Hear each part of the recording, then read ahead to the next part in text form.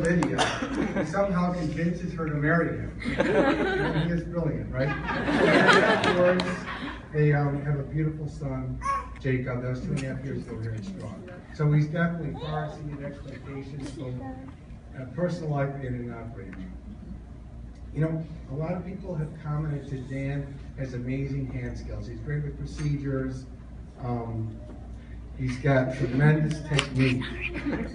And then somebody wrote, Dan is able to do things that no one else in his class is able to do. Now, I think it's because nobody else actually wants to do those things again, but they are very talented. I also noticed, looking through all his evaluations, that nobody commented on his physique. So I guess I need to. When Dan first came to us, as I recall, he was sort of a scrawny kid.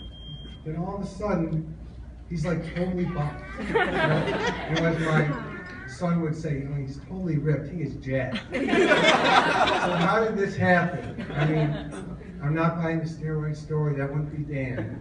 But I talked to him, he says, listen, I get out every day about 1 or 2 o'clock, I get relieved by Dr. Savnis, I go to the gym for 2 or 3 hours, and after 3 years of this, you get pretty jacked. Right? So, good for you, Dan.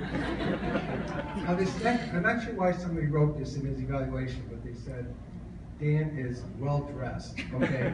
Usually it's scrubs, but somebody picked up on this. And they said he's an inspiration to all of us. That is true on both counts, but I think it would be a little more inspirational if you actually took a girl to the prom instead of carrying around a bouquet of flowers.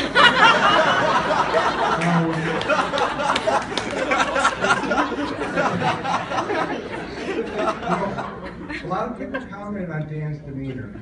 He's felt to be very confident in OR. He's calm. When somebody wrote, Dan is not easily intimidated. And at first I didn't know what that meant, but I asked around. And it turned out about a year ago, Dan had a little skirmish with a cardiac surgeon. He didn't name this.